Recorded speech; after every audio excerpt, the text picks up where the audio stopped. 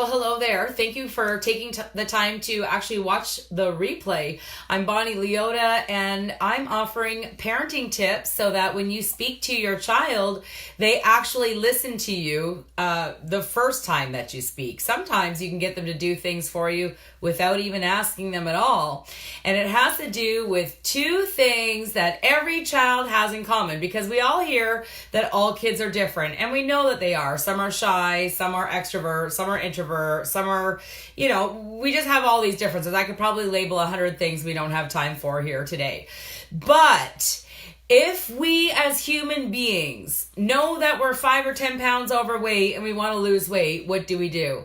We know there are some principles that apply to our bodies, right? We drink more water, we work out or exercise, and we eat more fruits and vegetables. That's how you lose weight. There's no secrets to it. We are all the same. We know that as human beings, we might all have different personalities, but if we don't drink water, we're going to get dehydrated and we're going to get sick. In fact, some people even pass away from dehydration when they get pneumonia and things like this. Are you with me on this? Okay, so there's two things that every child has in common, and this is the key to unlock the door to more cooperation, more peace, more harmony in the home. Number one is every single child, including all of your children, will have desires. They'll have something in their spirit that they want to experience, they want to be, they want to do, they want to have. So there's that. The second thing that every child has in common is a negative reaction to control, or to taking that little spirit and putting it into a box by dictating to them. Do this, don't do that, wear this, don't wear that, sit up straight, put your seatbelt on, stop it, be quiet, we don't do that.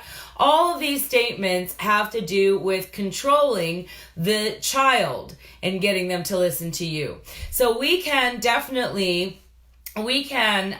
scare them. We could do fear-based parenting, which they used to do. They used to do corporal punishment. They used to spank. They used to lock kids in closets as punishment to get them to learn their lesson. And then in 1946, we switched from corporal punishment to timeouts, or what we call naughty time. But some kids will sit in the timeout and some kids won't. Like, for instance, you might be able to get shy Susie to sit in the corner for a couple of minutes, but does she actually learn what your expectations are or what you want her to do? Dennis the Menace, for instance, won't even sit in a timeout, right? That kid will get up and run all over the place, kick, scream, and holler in order to not sit in a timeout because they hate it so bad. But does it actually teach them how to get what's in their heart, the desires of their heart, to manifest in their life? And we know, you know the answer. In fact, if you know the answer, I'd love for you to put it below the video in the comments. And if I say something here that you like, I'd love to have a like, a heart, a share, something like that, so I know that I'm not just talking to myself here on video, okay? This is really imperative to get this, because when you do, your whole parenting world will shift.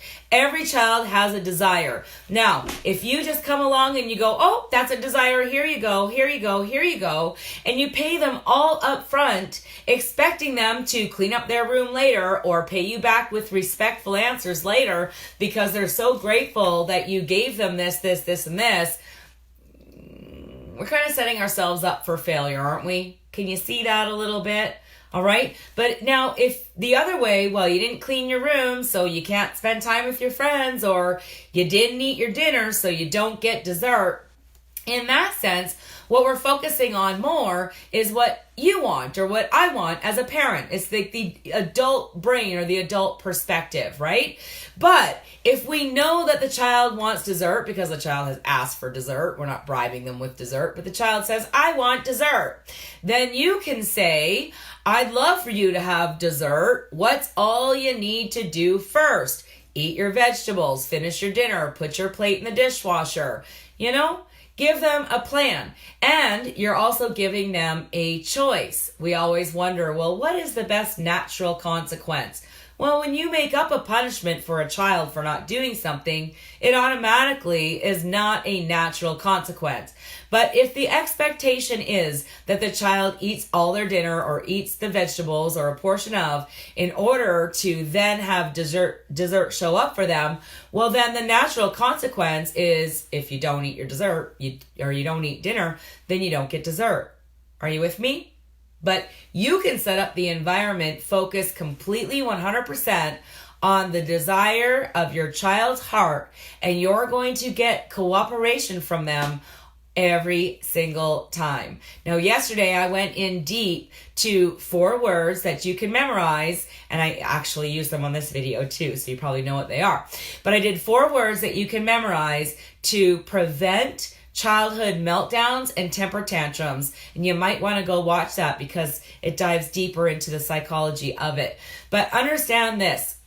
The whole universe is operated by principles. You never see the trees struggle to change seasons. You never see the grass struggle to grow. In fact, you'll see weeds defy all logic by breaking through the concrete because they want to get to the sun that badly. So when we kind of stop giving things to our kids to make them happy, and we know the desires of their heart, and you focus everything on teaching your child what life skills they need to learn in order to make whatever it is they desire show up in their life, you're going to build self-confidence. You're going to have a happy, engaged, loving child. You're going to have more harmony and more peace in your home. Obviously, less stress on yourself and in your relationship. The benefits are endless, especially if you want your child to achieve success now, at home, at school, and in their future, focusing on their goals and teaching them how to make them show up without any type of control to the outcome is going to be a game changer. If you want to know the path to child mental health and the breakdown of child mental health that we have today, so you can avoid all the doom and gloom of repeating history, you might want to visit our website, learntospeakkid.com, download Raising Healthy, Happy, Cooperative Kids, and also read it. But when you download that book, you're going to have a little link there that you can click on, and you can join the CCFL, ADHD, and ODD support group on Facebook. Thank you so much for watching. Thank you for giving me a like, a heart, a share, or a comment. I look forward to seeing you on tomorrow's video here at Creating Champions for Life.